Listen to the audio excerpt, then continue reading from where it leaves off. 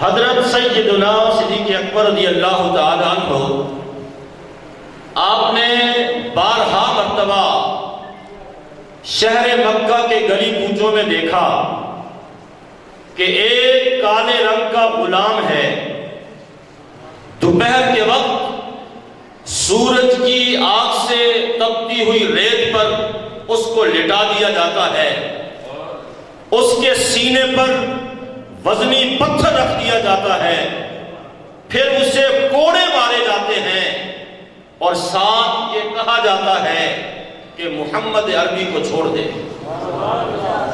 رسول عربی کا کلمہ چھوڑ دے۔ طرح طرح سے اس حبشی غلام کو تکلیفیں دی جاتی ہیں، اذیتیں دی جاتی ہیں، اس کو ستایا جاتا ہے، پریشان کیا جاتا ہے اور اس طرح سے دکھ پہنچائے جاتے ہیں کہ دیکھنے والا شخص اس منظر کی تاب نہیں لا سکتا۔ حضرت صدیق اکبر رضی اللہ تعالیٰ عنہ آپ نے بارہا مرتبہ یہ منظر دیکھا، دریافت کرنے پر معلوم ہوا کہ اس غلام کا نام بلال ہے، یہ حبشہ کا رہنے والا ہے اور اس کو گرم ریت پر لٹانے والا، اس کے سینے پر وزنی پتھر رکھنے والا، اس کو کوڑے مارنے والا اور طرح طرح سے اذیتیں اور تکلیفیں دینے والا، اس کا مالک امیہ یہودی ہے۔ حضرت صدیق اکبر سرکار کی بارگاہ میں آتے ہیں، غور کرنا دوستو، آ کے عرض کرتے ہیں حضور بلال کی حالت دیکھی نہیں جاتی، حضور کوئی شخص اس منظر کی تاب نہیں لا سکتا۔ تیرے اور میرے آقا نے فرمایا ابو بکر اگر بات یہ ہے تو جا اس غلام کو خرید کر آزاد کر دے، اور ساتھ سرکار نے یہ بھی فرمایا کہ اے ابو بکر آدھے پیسے میں ڈالتا ہوں، آدھے پیسے تو ڈال، ہم دونوں مل کر اسے خرید کر آزاد کرتے ہیں۔ اللہ اللہ۔ حضرت صدیق اکبر آقا کریم کی بارگاہ میں ہاتھ جوڑ کے عرض کرتے ہیں آقا یا رسول اللہ یہ ہو نہیں سکتا کہ آقا اور غلام ایک سودے میں شریک ہوں، مالک اور نوکر ایک سودے میں شریک ہوں، حضور یہ ہو نہیں سکتا۔ آقا جس غلام کو، جملے پہ غور کرنا، جس غلام کو خرید کر آزاد کیا جا رہا ہے، جو خرید کر آزاد کرنے والا ہے وہ بھی تو آپ کا غلام ہے۔ حضور جو خرید کر آزاد کرنے والا ہے وہ بھی تو آپ کا غلام ہے، تو یہ ہو نہیں سکتا کہ مالک اور نوکر ایک سودے میں شریک ہوں۔ آپ اس امیہ یہودی کے پاس جاتے ہیں، جو قیمت اس نے مانگی، منہ مانگی قیمت دے کر حضرت بلال کو خرید کر آزاد کر دیا۔ اونچی آواز سے کہیے سبحان اللہ۔ اب قرآن نے یوں کہا کہ وہ ابو بکر جس نے اپنا مال خرچ کر کے بلال کو آزادی کی نعمت سے مالا مال کیا ہے، ارے دیکھنے والوں کہیں یہ نہ سمجھ لینا کہ بلال کا ابو بکر پہ احسان تھا کہ ابو بکر نے اس احسان کا بدلہ چکایا ہے، اس احسان کا صلہ چکایا ہے۔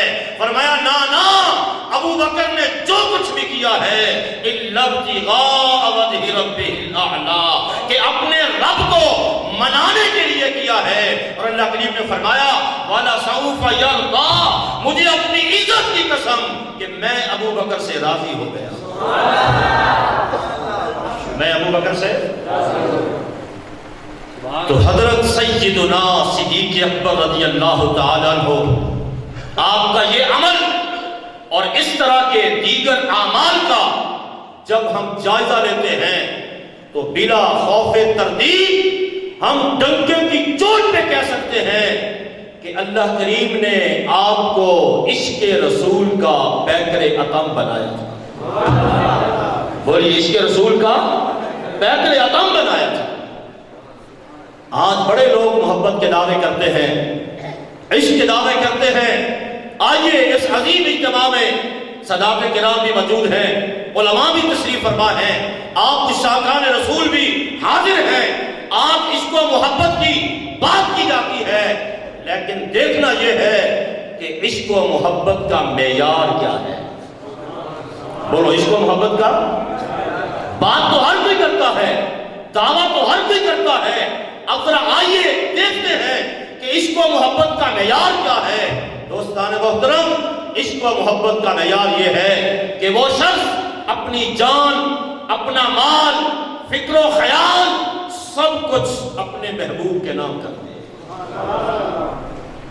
اگر جان محبوب سے پیاری ہو، میرے ایک جملے پہ غور کرنا، اگر جان محبوب سے پیاری ہو، اگر مال محبوب سے عزیز تر ہو، اگر فکر و خیال کا قبلہ و کعبہ محبوب کے علاوہ کسی اور طرف جاتا ہو، اس عشق و محبت کو ناتمام کہتے ہیں، اس کو ناقص کہتے ہیں۔ ارے عشق و محبت کامل اس وقت ہوتا ہے کہ جب جان بھی محبوب کے قدموں پہ قربان کر دی جائے، جب مال بھی محبوب کے قدموں پہ نچھاور کر دیا جائے، جب فکر و خیال کا قبلہ و کعبہ بھی محبوب ہو جائے، تو اس عشق و محبت کو کامل کہتے ہیں۔ اور عشق و محبت کے اس معیار پر تو جو عشق و محبت کے اس معیار پر، اس پیمانے پر جس جہت سے، جس سمجھ سے بھی ہم پرکھنے کی کوشش کریں، اللہ کی قسم عشق کی وادیوں میں، عشق کی منزلوں میں، عشق کے سفروں میں حضرت صدیق اکبر کے پاؤں کہیں بھی لڑکھڑاتے ہوئے نظر نہیں آتے۔ اللہ نے آپ کو عشق رسول کا پیکر عظم بنایا۔ دیکھیے پہلی چیز کیا ہے؟ جان۔ آپ نے کس طرح اپنی جان اپنے آقا پہ قربان کی؟ توجہ ذرا، نبوت کا پہلا سال ہے، پہلا سال، چند آدمی، ایک قول کے مطابق صرف 28 آدمی ابھی تک مسلمان ہوئے ہیں، 28 آدمی۔ تیرے اور میرے آقا دار ارقم میں چھپ کر نماز پڑھتے ہیں، علل اعلان نماز نہیں پڑھی جاتی، علل اعلان تبلیغ کرنے کا بھی حکم نہیں۔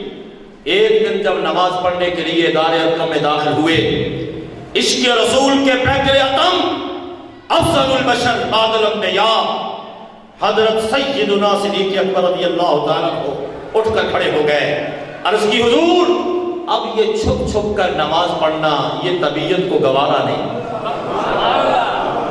اب یہ چھپ چھپ کے نماز پڑھنا حضور اب طبیعت اس کو گوارا نہیں کرتی۔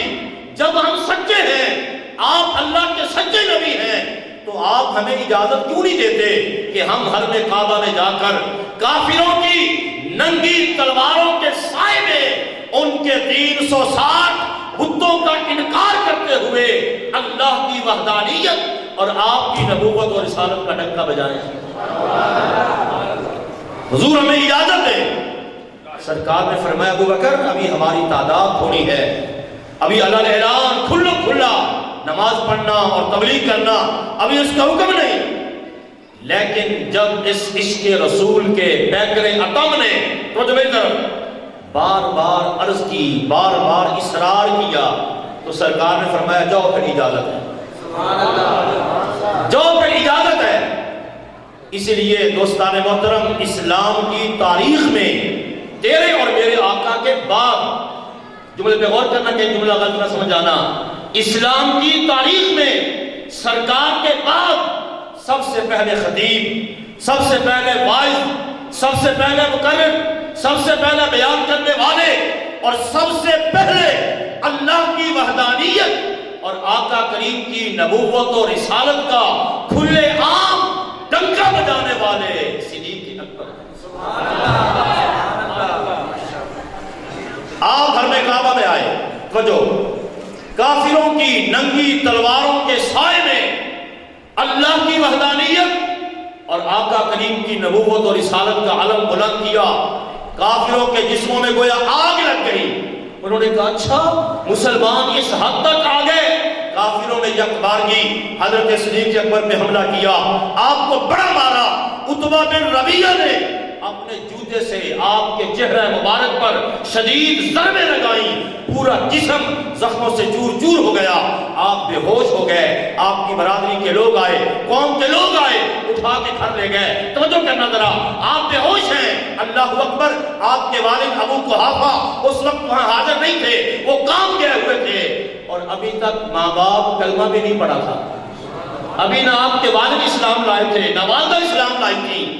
ماں نے ہاتھ جوڑ دیے, کہا بیٹا میں تیرے سامنے ہاتھ جوڑتی ہوں, اللہ اکبر, برادری کے لوگ جمع ہیں, رشتہ دار جمع ہیں. اب ماں کہتی بیٹا میں تیرے سامنے ہاتھ جوڑتی ہوں, تو محمد کا نام نہ لے, تو اس کا ساتھ چھوڑ دے.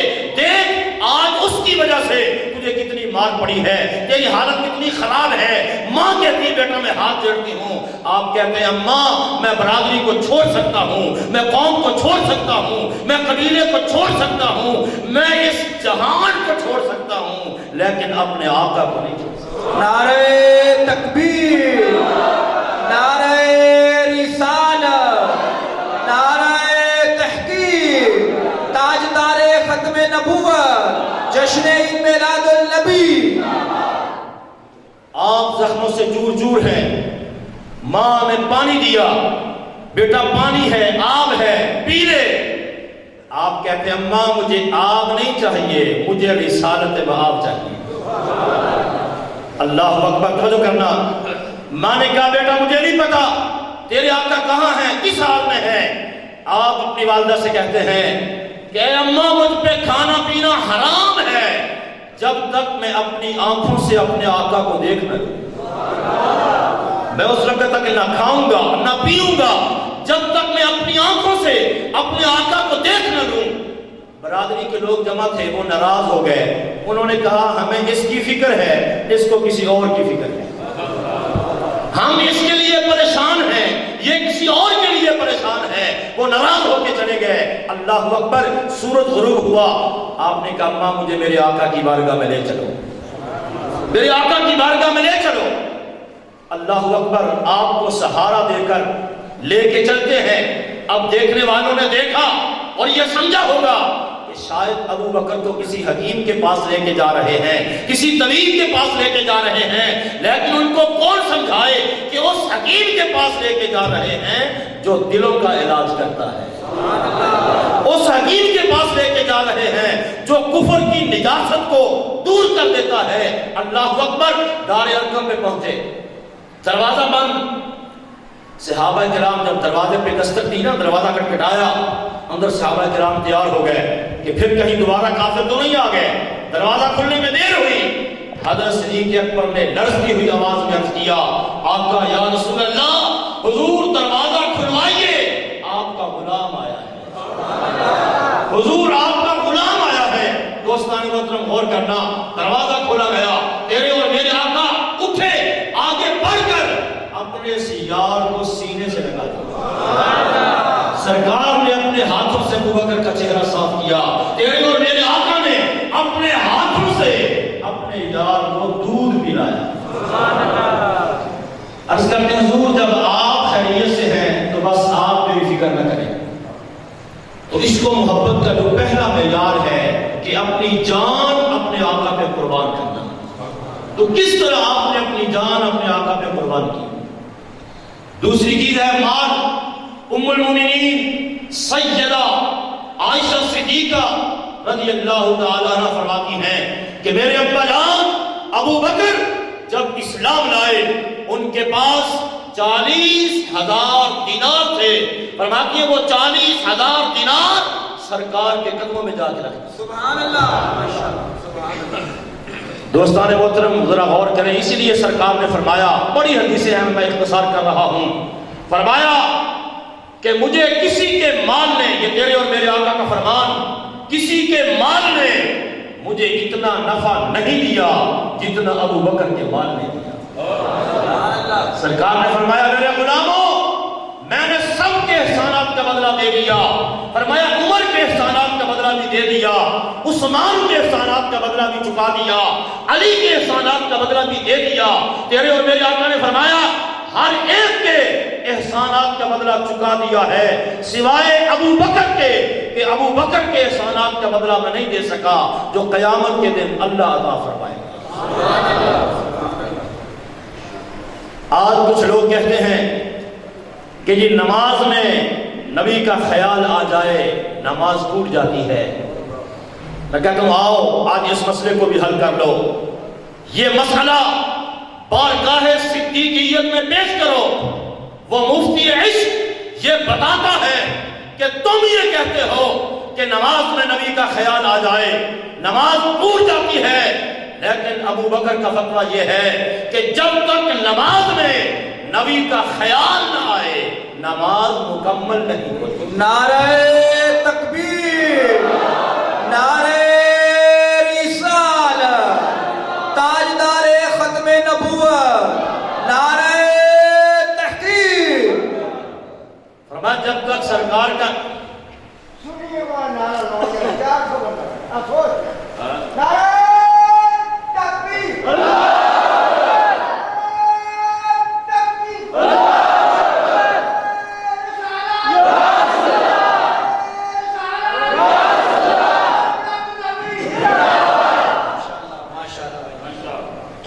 بابے دی عمر بھی ویکھو تے انہاں دا عشق و محبت تے جذبہ بھی ویکھو۔ اینی عمر والا بندہ اینا زور نال نعرہ لا ویسے ڈگ پیندا ہے، لیکن انہاں دی طاقت ویکھو، عشق رسول دی تڑپ ہے۔ سبحان اللہ، سبحان اللہ۔ بڑے بیانات ہونے میں انشاءاللہ ہو جائے گا سب سے۔ توجہ فرمائیں، بخاری شریف کی حدیث، توجہ، میں مسئلہ حل کر رہا ہوں کہ نماز میں سرکار کے خیال کے بغیر نماز مکمل نہیں ہوتی۔ بخاری شریف کی حدیث ہے، حضرت انس بن مالک اس کے راوی ہیں، جب تمہارے اور میرے آقا علیل ہوئے، بیمار ہوئے، توجہ کرنا ذرا، سرکار نے حکم فرمایا کہ ابو بکر سے کہو صحابہ کو نماز پڑھائیں۔ حضرت صدیق اکبر تیرے اور میرے آقا کے حکم سے صحابہ کرام کو نماز پڑھاتے ہیں، صحابہ کرام صف در صف آپ کے پیچھے نماز پڑھتے ہیں، اور نماز بھی صحابہ کی نماز ہے۔ آج ہماری کیا نماز ہے؟ ہم تو نماز بھی پڑھتے ہیں، پتہ نہیں کہاں کہاں کی سیر کر کے آ جاتے ہیں، نماز بھی پڑھتے ہیں، دکان کا حساب بھی کر لیتے ہیں۔ وہ 5 آدمی تھے، جا رہے تھے تبلیغ کرنے، جانتے نا آپ، یعنی نہ کچھ آتا ہے نہ جاتا ہے نہ کسی مسئلے کا پتہ، اور جاتے ہیں تبلیغ کرنے۔ بستر اٹھائے ہوئے تھے، جا رہے تھے نہر کے کنارے کنارے، نماز کا وقت ہو گیا، انہوں نے کہا جی نماز کو پڑھیں گے، جماعت کروائیں گے، ثواب زیادہ ہے۔ ایک امام بن گیا، 4 مقتدی بن گئے، نہر کے کنارے نماز پڑھ رہے تھے، اور کرنا، اچانک نہر میں کوئی چیز اچھلی، پیچھے سے ایک کہنے لگا یہ کیا اچھلا، دوسرے نے کہا مچھلی ہوگی، تیسرے نے کہا نماز میں نہیں بولتے، نماز ٹوٹ جاتی ہے، چوتھے نے کہا تو کو بولا ہے، تیری نماز بھی ٹوٹ گئی۔ یہ تو تھے مقتدی، اب ذرا امام کا حال سنیے، آگے سے امام صاحب کہتے ہیں الحمدللہ، اللہ کا شکر ہے میں نہیں بولا، میری نماز نہیں ٹوٹی۔ مولا کائنات مولا علی کی پنڈلی میں تیر لگا، صحابہ نے نکالنا چاہا، درد کی وجہ سے نہ نکال سکے، جب مولا علی نے نماز شروع کی، صحابہ نے تیر پکڑا، زور سے کھینچا، نکال لیا، مولا علی نماز پڑھتے رہے، جب نماز سے فارغ ہوئے انہوں نے کہا کہ ہم نے آپ کا تیر نکال لیا، مولا علی نے فرمایا اللہ کی قسم مجھے پتہ نہیں چلا۔ سبحان اللہ۔ یہ صحابہ کی نماز تھی۔ اچھا ایک مسئلہ بھی سن لو ذرا سادہ انداز میں، سادہ انداز تاکہ بابے میں سمجھ آ جائے۔ آج کچھ لوگ نے کہتے مفتی صاحب اسی نماز تاں نہیں پڑھ دے بھی جدوں اسی نماز شروع کرنے ہیں نا سانوں وسوسے بڑے آتے ہیں، وسوسے بڑے آنے تاں واسطے ساڈے کو نماز بھی پڑھی جاتی، تاں نہیں پڑھتے اسی۔ لو آج یہ بھی مسئلہ حل کر دو۔ ایک یہودی آیا تواڈے تے میرے آقا دی بارگاہ وچ، یہودی توجہ کرنا ذرا گل تے، بہت بڑا مسئلہ حل ہونے لگا ہے نماز میں وسوسے والا۔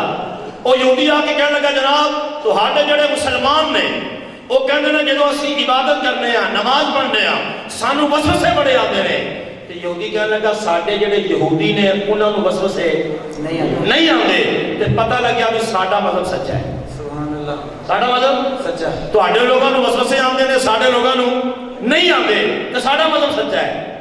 تے حضرت صدیق اکبر بیٹھے سن، ہاتھ جوڑ کے عرض کرتے حضور تسی اجازت دیو میں ذرا ایک جواب دیواں۔ حضور تسی اجازت دیو میں ذرا ایک جواب دیواں۔ سرکار نے فرمایا ٹھیک ہے تو جواب دے۔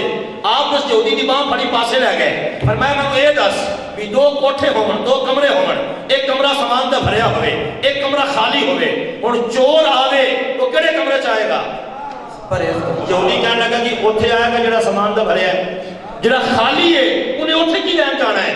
حضرت صدیق اکبر نے فرمایا پھر مسئلہ حل ہو گیا، ساڈے چ ایمان ہے تساں خالی ہو۔ اللہ سبحان اللہ ساڈے تے ایمان ہے تسا خالی ہو ہن شیطان تے اوتھے آئے گا نا جتھے ایمان ہے وہ تے شیطان تے اوتھے آ کے وسوسے پائے گا نا کہ جتھے ایمان ہے جڑا پہلے ہی خالی ہے انہیں اوتھے کی لگ جانا ہے سبحان اللہ اس واسطے یہ جڑے وسوسے آندے نے یہ پریشان نہ ہویا کرو نماز نہ چھڈو یہ اس گل دی علامت ہے کہ ہجے تہاڈے اندر ایمان ہے بولو ہجے تہاڈے اندر ایمان اس واسطے آ کے شیطان جڑا ہے وہ جناب تانوں پٹی تو لاؤن کی کوشش کر رہا ہے تے وسوسے پا رہا ہے یہ نماز پڑھی جاؤ اور اللہ والے نے ایک نسخہ بھی دسیا ہے کہ جس بندے نو زیادہ وسوسے نماز وچ آندے ہون اللہ والے نے فرمایا ہے وہ نماز وچ سورۃ فاتحہ تو بعد آیت الکرسی پڑھیا کرے نماز میں سورۃ فاتحہ تو بعد کی پڑھا کرے آیت الکرسی پڑھا کرے چند دن اس کی پابندی کرے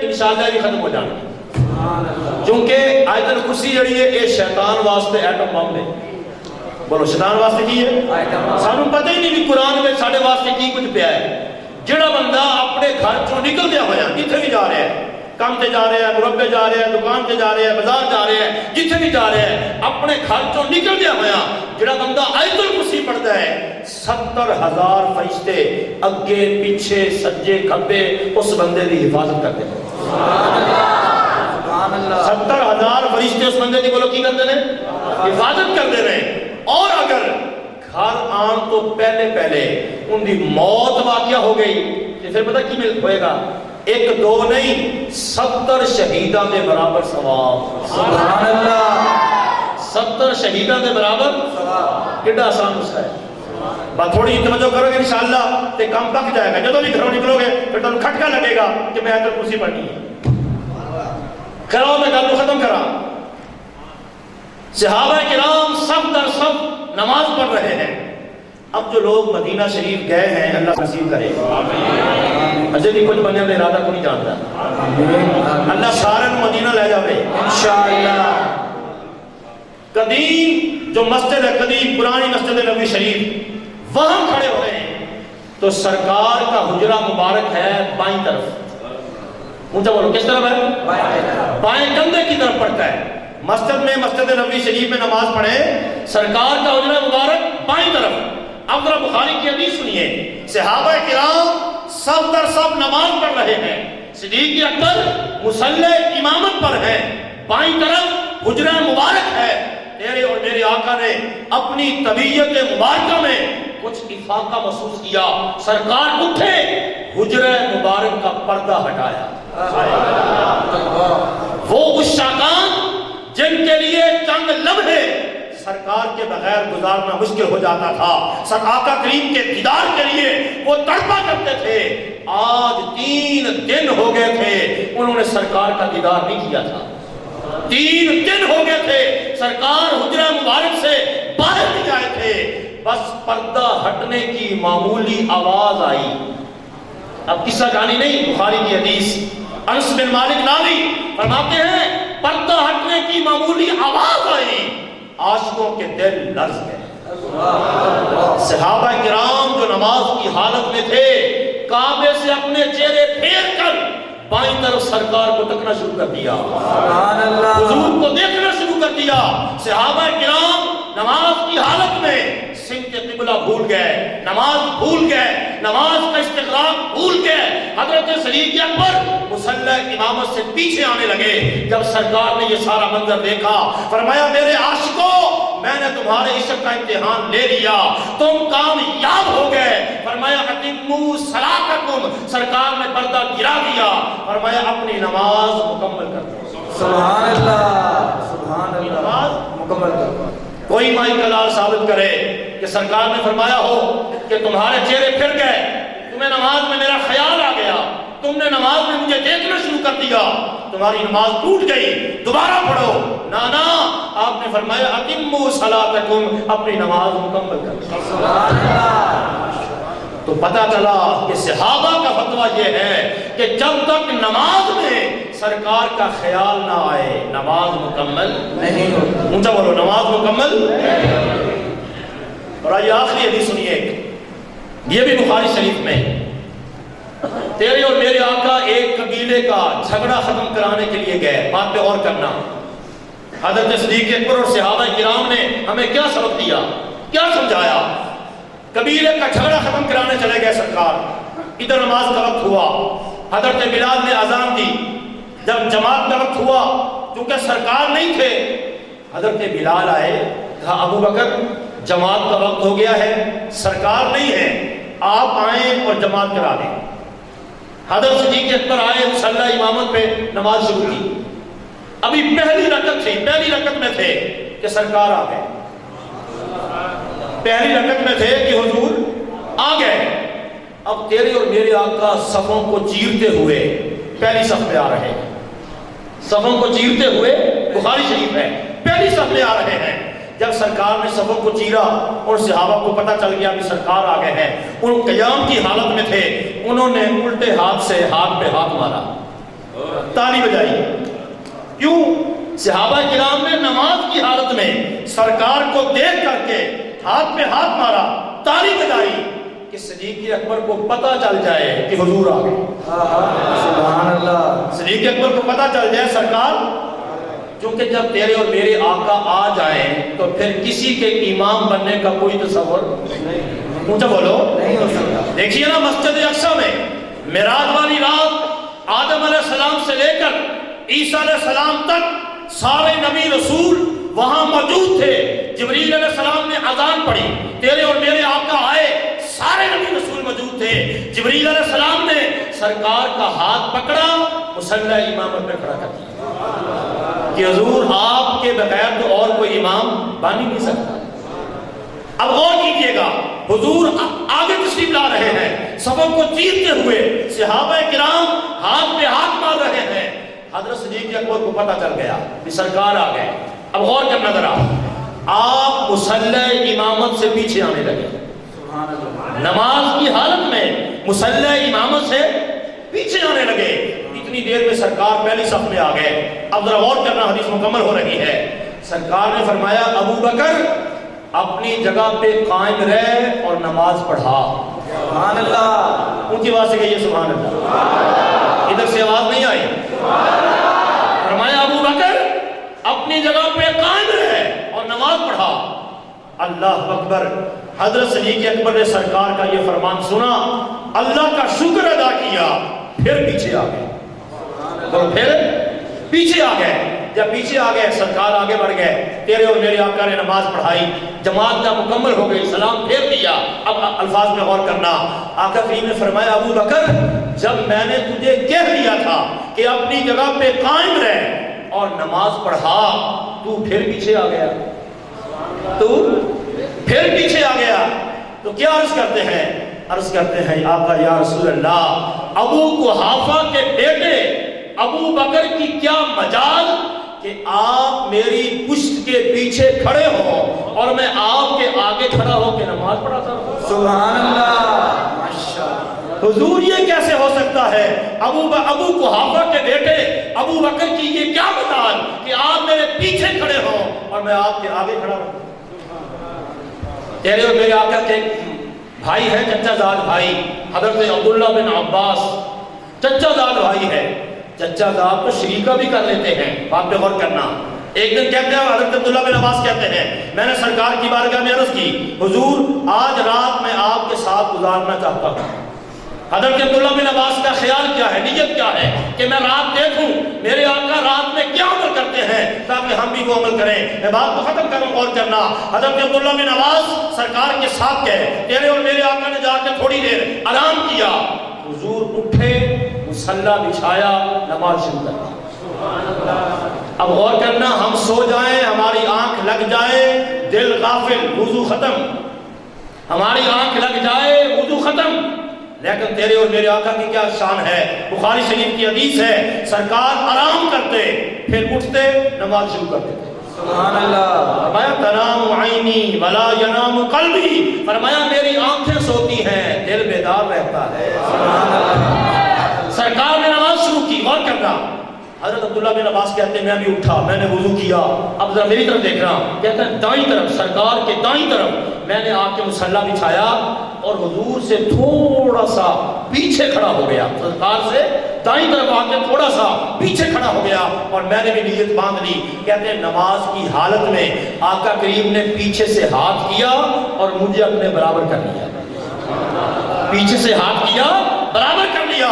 عبداللہ بن عباس کہتے ہیں ہاتھ ہٹنے کی دیر تھی، میں پھر پیچھے، سبحان اللہ، بولو میں پھر پیچھے ہو گیا۔ کہتے ہیں دوسری مرتبہ سرکار نے پھر پیچھے سے ہاتھ کیا، مجھے اپنے ساتھ کیا، مجھے اپنے برابر کیا۔ فرماتے ہاتھ ہٹا، میں پھر پیچھے۔ جب سرکار نے سلام پھیرا، فرمایا بھائی اب غور کرنا، فرمایا بھائی میں تجھے اپنے ساتھ کھڑا کرتا تھا تو پیچھے ہو جاتا تھا، میں تجھے اپنے برابر کرتا تھا تو پیچھے ہو جاتا تھا۔ ہاتھ باندھ کے عرض کرتے حضور ٹھیک ہے میں آپ کا بھائی ضرور ہوں، لیکن میں آپ کے برابر کھڑا نہیں ہو سکتا، اس لیے کہ آپ اللہ کے رسول ہیں۔ سبحان اللہ، برابر کھڑا نہیں ہو سکتا کہ آپ اللہ کے، تو یہ ادب، یہ تعظیم ہمیں بارگاہ صدیقیت سے ملی، صحابہ کرام سے یہ محبت اور تعظیم کا ہمیں درس ملا ہے۔